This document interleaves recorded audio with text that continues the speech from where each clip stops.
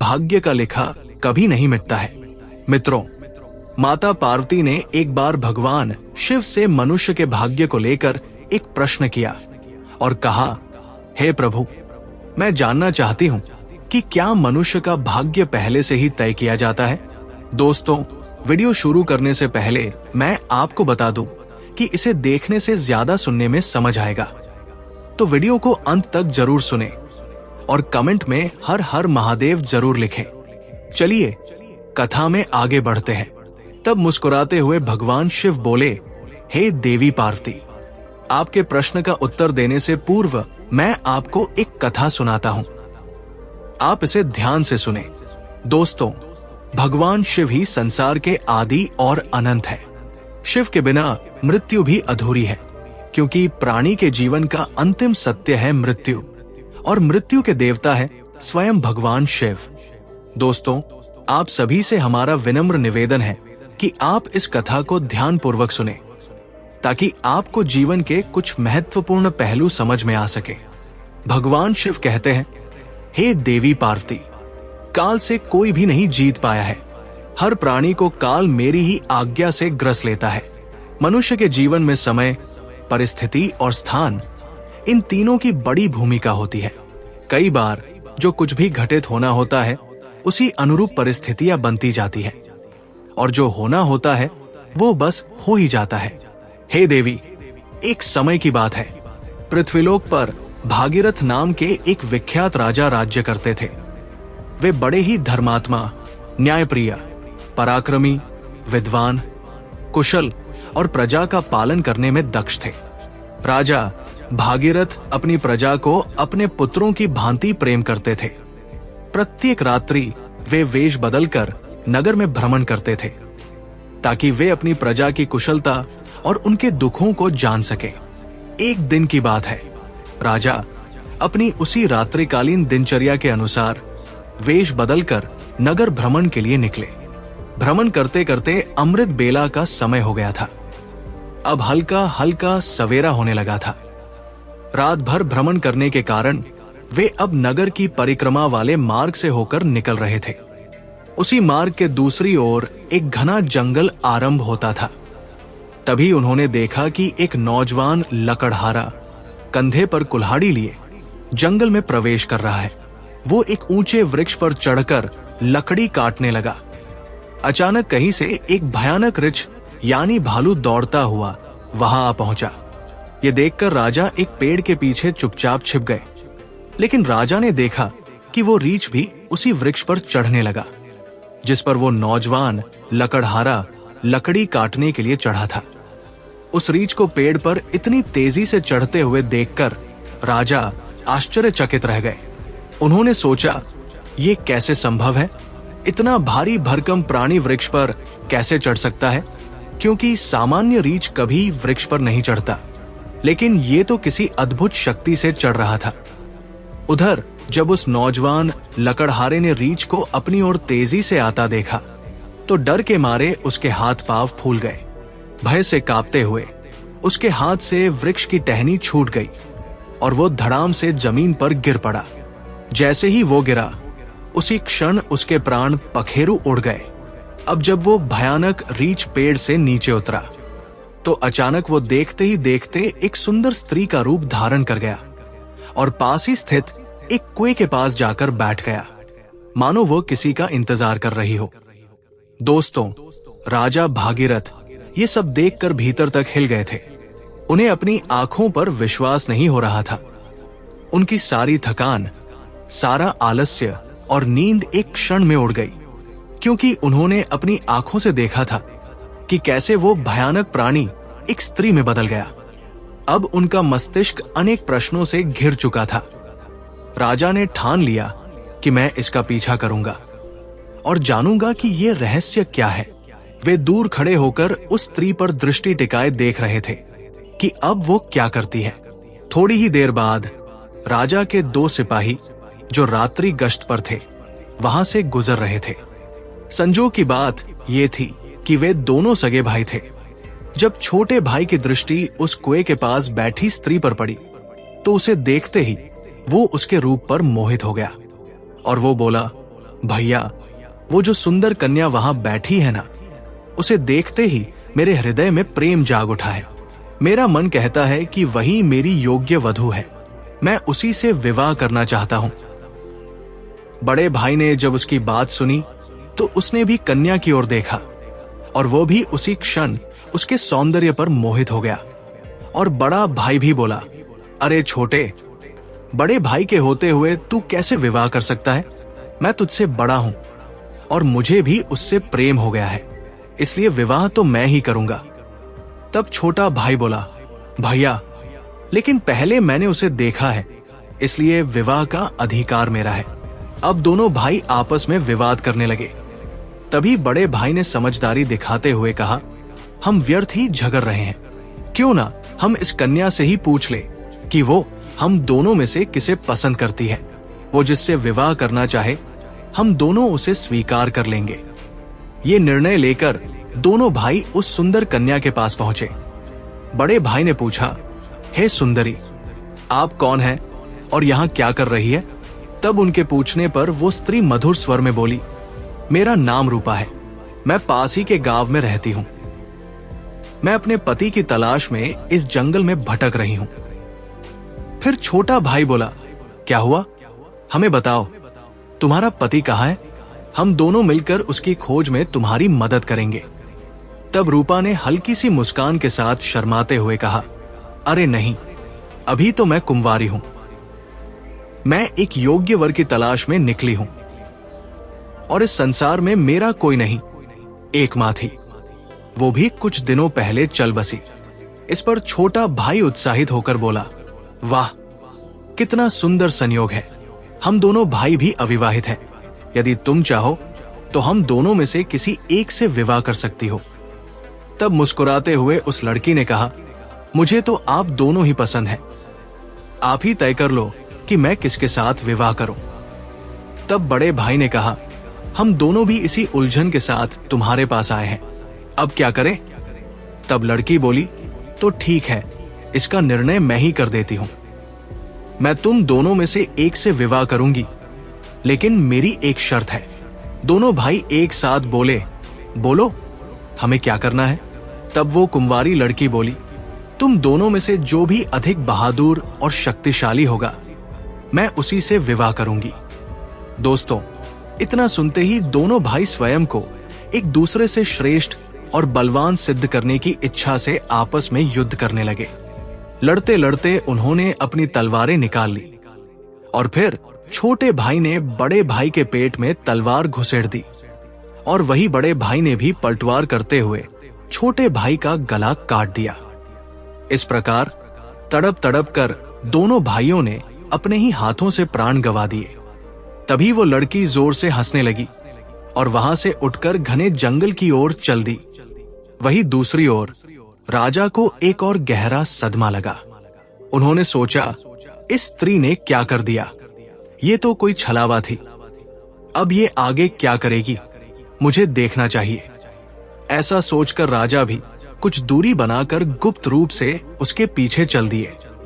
मित्रों, अब सूर्य भगवान पूरी तरह उदय हो चुके थे, किंतु राजा भगीरथ एक रीछ के वृक्ष पर चढ़ने और फिर एक सुंदर कन्या के रूप में बदल जाने की विचित्र घटना को अपनी आंखों से देखकर भीतर तक हिल चुके थे।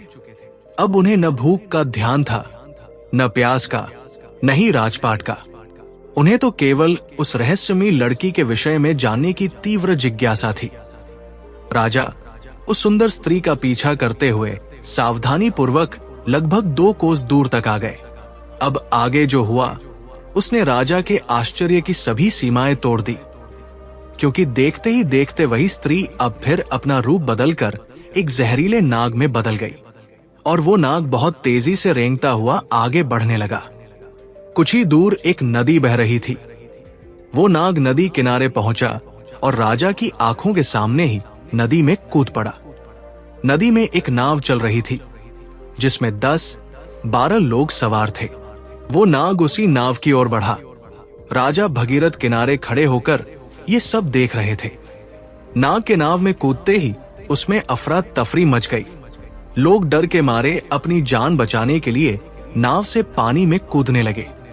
इस भगदड़ में नाव भी पलट गई और जो लोग तैरना जानते थे वे किसी तरह नदी से बाहर निकल आए, लेकिन जो तैरना नहीं जानते थे वे डूबकर अपनी जान गंवा बैठे।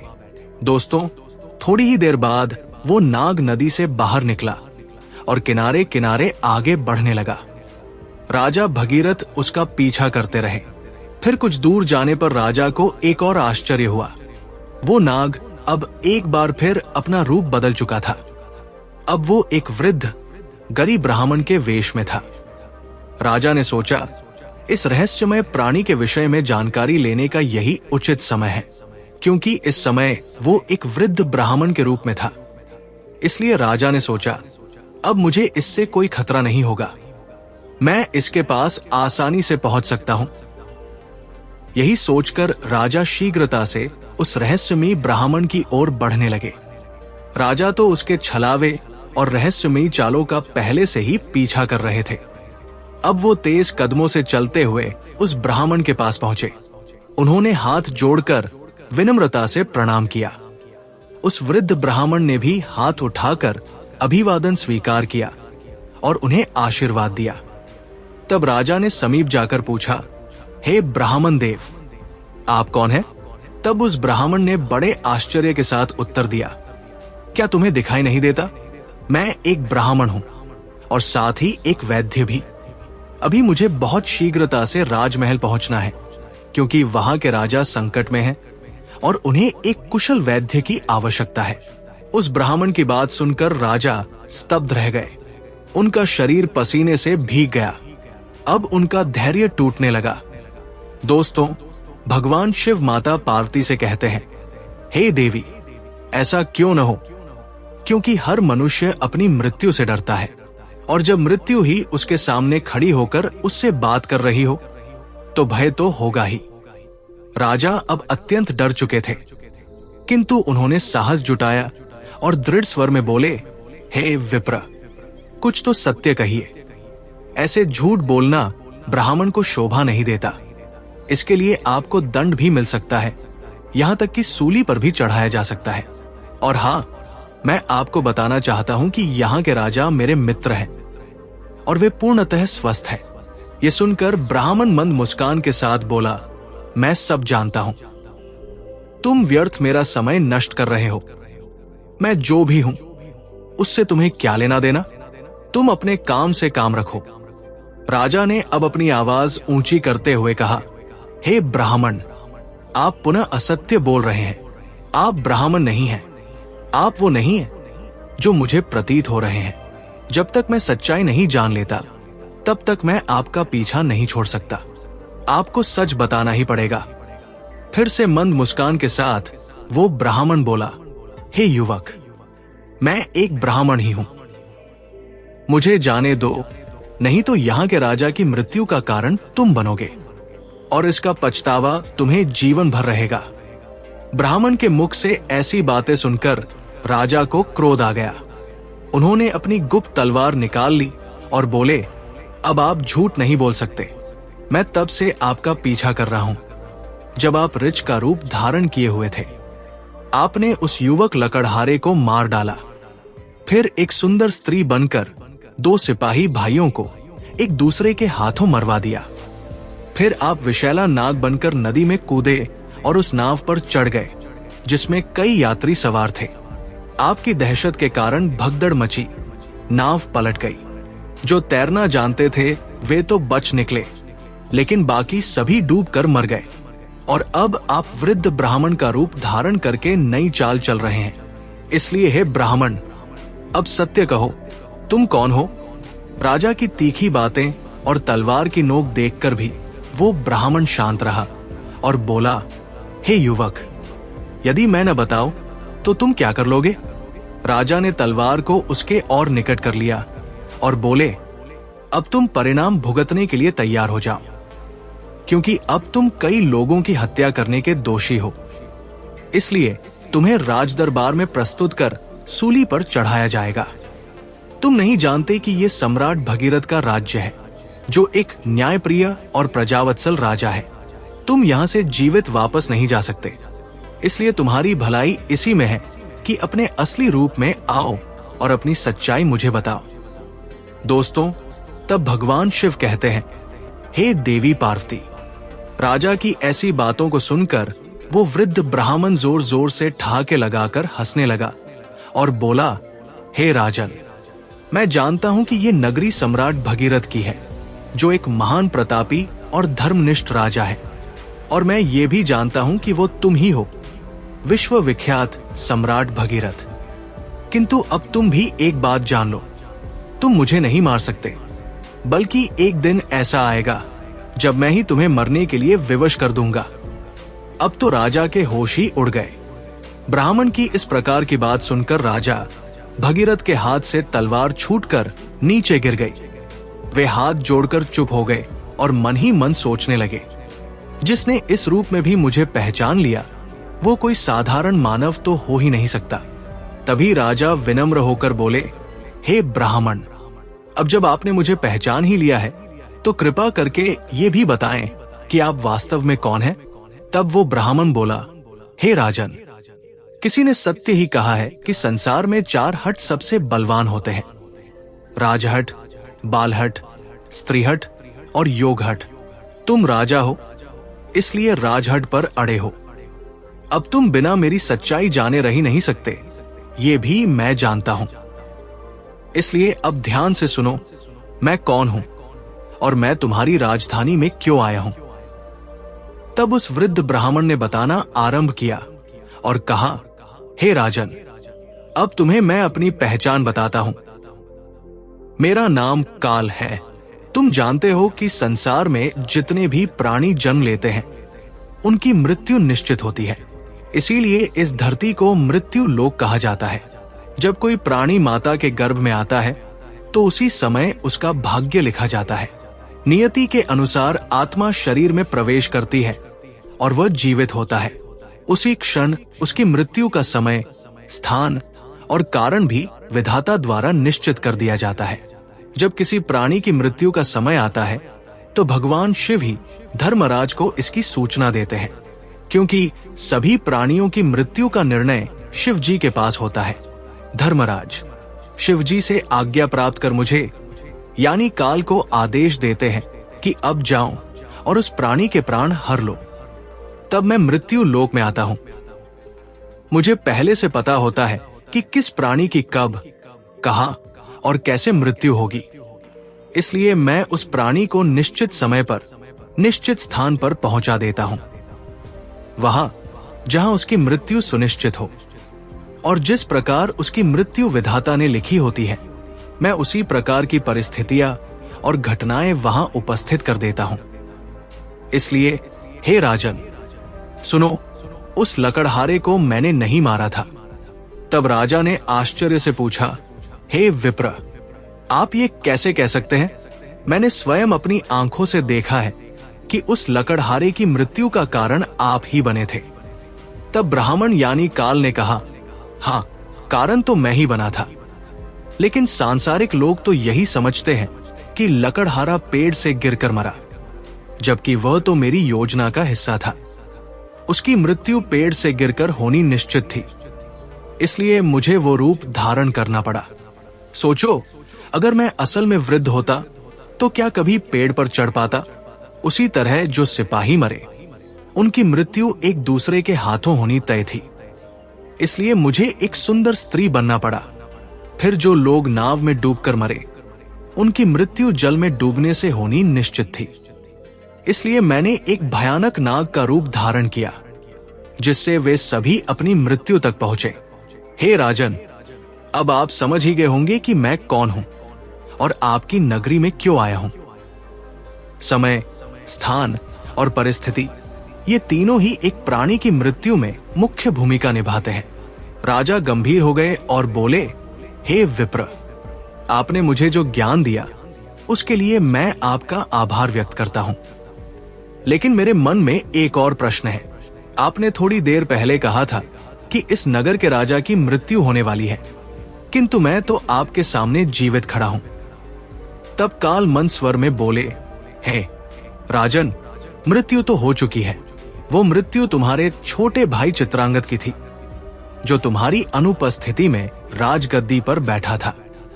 शत्रु राज्य के एक गुप्तचर ने उस पर बाण चला दिया, और क्योंकि तुम्हारे राज्य के नियमों के अनुसार तुम्हारी अनुपस्थिति में वही राजा माना जाता है जो गद्दी पर बैठा हो, इसीलिए मृत्यु राजा की ही मानी गई और तुम यहां मेरे साथ व्यर्थ की उलझनों में पड़े रहे। भगवान शिव कहते हैं, हे देवी पार्वती, जब राजा भगीरथ को यह ज्ञात हुआ तो वे बहुत दुखी हुए और सोचने लगे, मैंने ये क्या कर दिया। तब ब्राह्मण रूपी काल ने कहा, हे राजन, ये सब तो पूर्व निर्धारित था। तुम तो केवल इस नाटक के एक पात्र हो। जो होना होता है वो होकर ही रहता है। अब शोक करने से कुछ नहीं बदलेगा। तुम्हारी आयु अभी शेष है। अब तुम लौट जाओ और अपना राज्य संभालो। तब राजा बोले, हे यमदूत, मुझे क्षमा करें, मैं आपको पहचान नहीं सका, लेकिन अब मैं एक अंतिम प्रश्न पूछना चाहता हूं। क्या आप मेरी मृत्यु के विषय में बता सकते हैं? तब ब्राह्मण मुस्कुराते हुए बोले, पूछो राजन, मैं तुम्हारी शंका दूर कर दूंगा। तब राजा बोले, क्या आप मुझे ये बता सकते हैं कि मेरी मृत्यु कब होगी? तब यमदूत ने कहा, नहीं, एक सामान्य व्यक्ति के लिए ये बात जब तक गुप्त रहती है तभी तक वो इस संसार में विलीन होकर जी सकता है, अन्यथा वो मृत्यु से पहले ही पल पल तड़प तड़प कर मरता है। क्योंकि चिंता और चिता में कोई अंतर नहीं है। चिता तो केवल एक ही बार शव को भस्म कर देती है, किंतु चिंता हर पल मन और शरीर को जलाती है। दोस्तों, लेकिन राजा के घोर हठ के कारण ब्राह्मण ने कहा, हे राजन, जिस प्रकार से तुमने मेरे साथ रहकर दूसरों की और अपने छोटे भाई की मृत्यु के विषय में सुनकर भी धैर्य नहीं छोड़ा, उससे मुझे प्रतीत होता है कि तुम एक ज्ञानी और धैर्यवान पुरुष हो। इसलिए मैं तुम्हें तुम्हारी मृत्यु के विषय में बताता हूं। हे राजन, ध्यान पूर्वक सुनो। तुम्हारी मृत्यु आज से ठीक 1 वर्ष बाद सूली पर चढ़ाने से होगी, और विशेषतः ये मृत्यु इसी नगरी के भीतर तुम्हारे अपने राजमहल में ही घटित होगी। तुम इस मृत्यु को प्रसन्नता पूर्वक स्वीकार करना।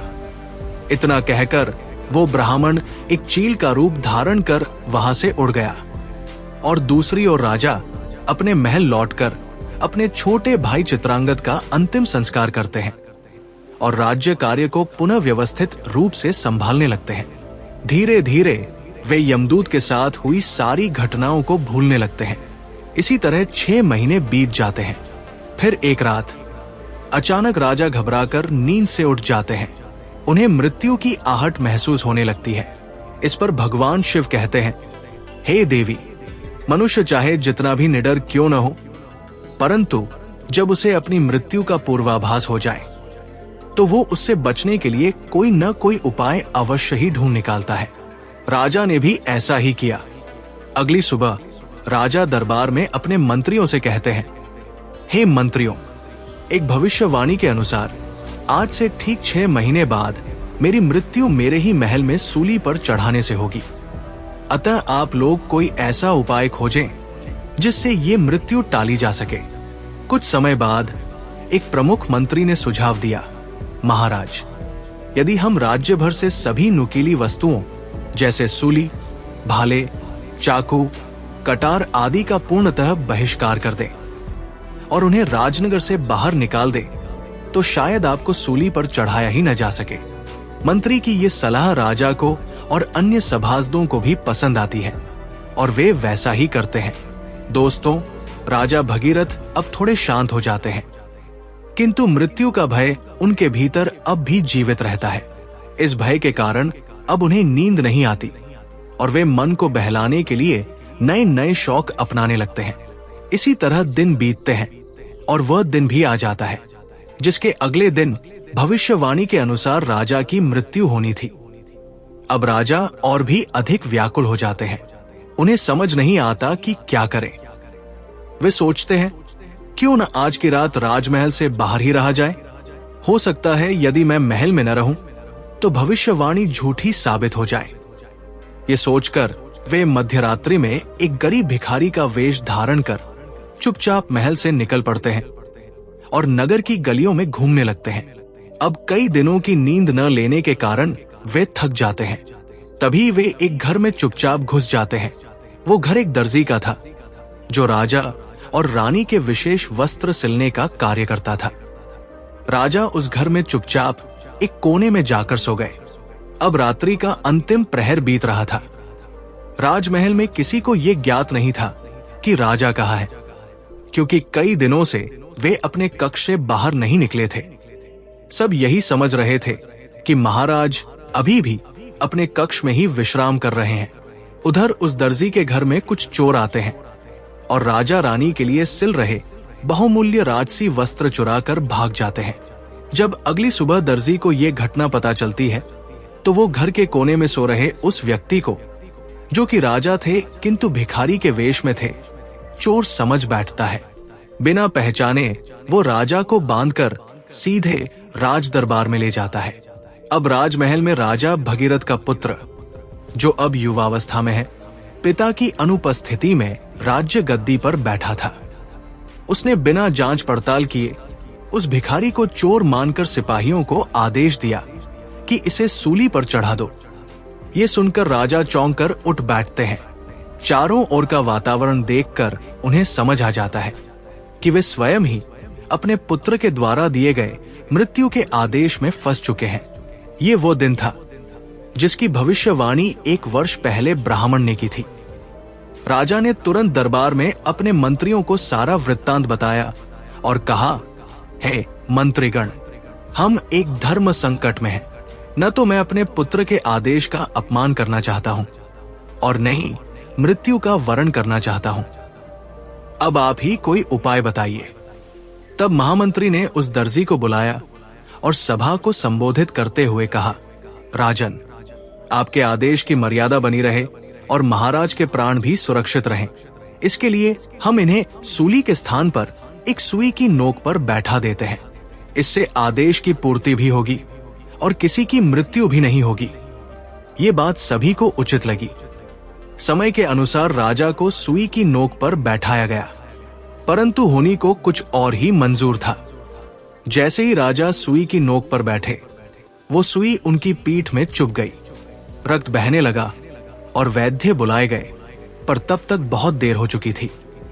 धीरे धीरे राजा का शरीर शिथिल हो गया और वे वही तड़पते हुए अपने प्राण त्याग देते हैं। दोस्तों, भगवान शिव माता पार्वती से कहते हैं, हे देवी, मनुष्य अपने भाग्य को चाहे जितना भी बदलना चाहे, परंतु जो होना निश्चित है वो होकर ही रहता है। यही कारण है कि परमेश्वर ने मनुष्य को भविष्य जानने की शक्ति नहीं दी, ताकि वो वर्तमान को जी सके। अतः प्रत्येक प्राणी को अपने कर्मों के पथ पर चलना चाहिए, धर्म का पालन करना चाहिए और हर क्षण को भगवान के नाम में समर्पित करते हुए जीना चाहिए। यही सच्चा जीवन है। तो दोस्तों, यही थी राजा भगीरथ की अद्भुत और रहस्यमयी कथा, जो हमें ये सिखाती है कि भाग्य से कोई नहीं बच सकता, चाहे कोई कितना भी उपाय कर ले। यदि आपको ये कथा अच्छी लगी हो तो कृपया इस वीडियो को लाइक करें। अगर आप हमारे चैनल पर नए हैं तो इसे सब्सक्राइब जरूर करें, ताकि ऐसे ही रहस्यमयी, प्रेरणात्मक और आध्यात्मिक कथाएं आपको नियमित रूप से मिलती रहें। जय भोलेनाथ, हर हर महादेव। आपका दिन मंगलमय हो।